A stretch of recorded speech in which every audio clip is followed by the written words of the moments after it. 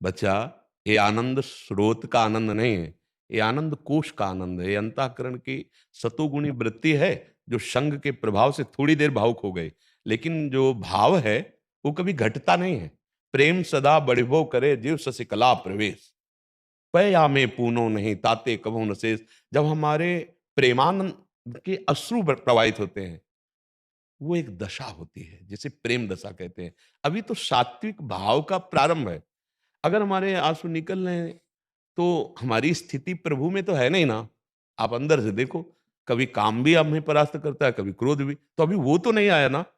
जैसे सूर्य उदय होने के बाद अंधकार का नामो निशान मिट जाता है, ऐसे ही प्रेम का प्रादुर्भाव होने पर काम, क्रोध, लोभ, मोह, मद, मत्सर, इनका नामो निशान मिट जाता है। काम, क्रोध, मद, मान न मोहा, लोभ न क्षोभ न राग न द्रोहा, जिनके कपट दम्भ नहीं माया, जिनके हृदय बसो रघुराया। हम अभी पीतल को सोना न मान लेने, जौहरी के सामने फेल हो जाएगा। इसको हम अभी सात्विक भाव है थोड़ा। अगर रो देते हैं तो कोई महिमा की बात नहीं, नहीं रो देते तो कोई बात नहीं। भगवान की चर्चा कान में जा रही, ये महिमा की बात है। भगवान का नाम जा रहा है, ये हम कहीं दिखावटी भाव में ना आ जाए। आंसू तब निकलने चाहिए जब रुक ही नहीं रहे हैं, बस शांत, और वो चल रहे हैं धारा प्रवाह। उसमें कोई बनावटीपन, उसमें अगर ये भाव कि ये देख रहे हैं क्या, तो उसमें बनावटीपन आ जाए। आंसू तब निकलना चाहिए जब जिसकी बात सुनकर हम रो रहे हैं, वो हमारे नेत्रों के सामने है। केवल हम उसी को देख रहे हैं, वो हमें देख रहा है, बस। पिय मूरति नयनन बसै तेहि रस राय समाय। ये लक्षण सुन प्रेम के और न कछु सुहाय, और न कछु सुहाय, फिरत अपने मद मातो, कुटुंब देह ते जाय, छूट सब ही विदिना तो। अब जहां जहां पिय की बात सुने, खोजत तिन गैनन। अपने प्यारे की बात सुनकर परमानंद में मगन हो जाता है। हर समय नाम चलता है, कहीं किंचन मात्र कोई विकार, पहुंचना इस लक्ष्य पे है। तो अभी कुछ प्राप्त थोड़ी हो गया है। अभी तो क्षण में रोगे और क्षण में भोग वासना, क्षण में हम भगवत चिंतन और क्षण में विषय चिंतन। इसे कोई स्थिति थोड़ी कहते हैं। हाँ, अगर हम इसे स्थिति मानने लगेंगे तो हम भगत बन जाएंगे और अपनी पूजा करवाने की बात, चार लोग हमें ये कहें कि हम भगत हैं, भगवान की चर्चा में रो रहे हैं, बड़ा नाटक हो रहा है बच्चा। जब कई ऐसे सामने से प्रसंग आते हैं, तो हमें लगता है कि भैया, तुम्हारा जन्म हुआ है सच्चा आनंद प्राप्त करने के लिए, ये नौटंकी नाटक काहे को करो। जैसे कई ऐसे दृश्य आते हैं, तब लगता है प्रभु तुम भूल में हो। ये चार लोग कह देंगे तुम्हें भगत, इससे क्या चला जाएगा। और अगर भगवान कह दिए कि हम भक्त पराधीनो अस्वतंत्र ही द्विज, ऐ ब्रह्म ऋषि दुर्वासा से कह रहे हैं, मैं अपने भक्त के अधीन हूं, बिका हुआ हूं, पराधीनो। अब आ गई छाती में बात कि मालिक ने कह दिया तू मेरा है। अब दिखावे की जरूरत क्या, हमें उसको रिझाना है। प्राय ऐसा ही हो। क्या बाहरी पोशाक और बाहरी चमड़े की सजावट श्री कृष्ण को रिझा सकती है? अरे श्री कृष्ण को रिझाने के लिए इस चमड़े की आसक्ति का त्याग है। देखो ना गोपीजनों के भाव, वो एक स्थिति है जहां शरीर राग का विस्मरण है। आई ब्रजनार सुनत बंसीरो, गृहपति बंधु बिसारे, दर्शन मदन गोपाल मनोहर, मनसिज ताप निवारे। हमारी भक्ति का रंग है कि हमारा शरीराध्यास छूट जाए, हमें केवल प्रभु प्यारे लगने लगे, उनका नाम प्यारा लगने लगे। सच्चिदानंद श्री कृष्ण खुद कह रहे, भाव का भूखा हूं मैं और भाव ही एक सार है। भाव से मुझको भजे तो भाव से बेड़ा पार है। भाव बिन सुनी पुकारे मैं कभी सुनता नहीं, भाव पूरित टेर ही करती मुझे लाचार। भक्तों के चरित्र पढ़ के देखो, फटे पुराने कपड़े पहने, रूखा सूखा जो प्रभु दिए, और श्री कृष्ण संग डोलते हैं। हाँ, हमारी समझ में आया सत्य मार्ग में चलो, और सत्य का स्वरूप है इस असत शरीर और संसार से राग छूट जाना।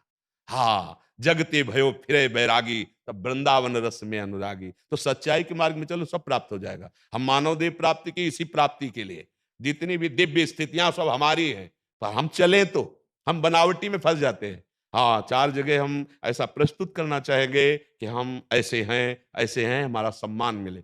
हमारी सृष्टि में इतने जीव जो केवल जलचर हैं, केवल जल पी के रहते हैं। इतने जीव जो केवल फल खाते हैं, इतने जीव केवल मिट्टी खाते हैं, इतने जीव केवल वायु पी के रहते हैं। इसे भगवान को प्राप्त कर लेते हैं क्या? भगवान को प्राप्त करने के लिए अनुराग चाहिए। मिले न रघुपति बिन अनुरागा, किए कोटि जप जोग विराग। अब समझना नहीं है। अब बाहरी हजार लोग तो प्रणाम कर ही देंगे जब आप बताओगे कि हम 10 साल से ऐसे हैं, ये नहीं खाया है, तो उनकी वाहवाही सुन ली, भगवान तुम्हारी नहीं सुनेंगे। भगवान को जो निश्चित हृदय से भजता है, तो भगवान उसका प्रकाश करते हैं। राजसूय यज्ञ हुई युधिष्ठिर जी की, उसमें यह था कि जब सब भक्तजन पा जाएंगे, पूर्णता होगी, तो शंख ध्वनि होगी। हुई नहीं, ब्रह्मा भी पा गए, विष्णु भी श्री कृष्ण के रूप में बैठे, महादेव जी तो आए ही थे, श्री कृष्ण द्वैपायन व्यास जी तो वहां थे, सब भगवत स्वरूप विराजमान थे, सब ऋषि आए थे। अब भगवान से युधिष्ठिर जी ने पूछा कमी क्या रह गई, शंख क्यों नहीं बजा?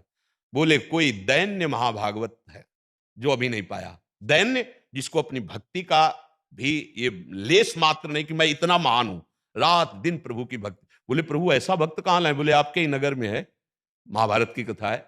बोले प्रभु मेरे नगर में इतना महान भक्त और मुझे आज तक परिचय नहीं मिला? बोले हाँ, स्वपच वाल्मीकि, हाथ में टोकरी और झाड़ू और दोना पत्तल उठाते हैं और रात दिन श्री कृष्ण प्रेम में उन्मत्त रहते हैं। बोले जाओ उनको बुला के लाओ। बोले प्रभु ये तो रोज सेवा के लिए आते हैं, हमने तो कभी जाना ही नहीं।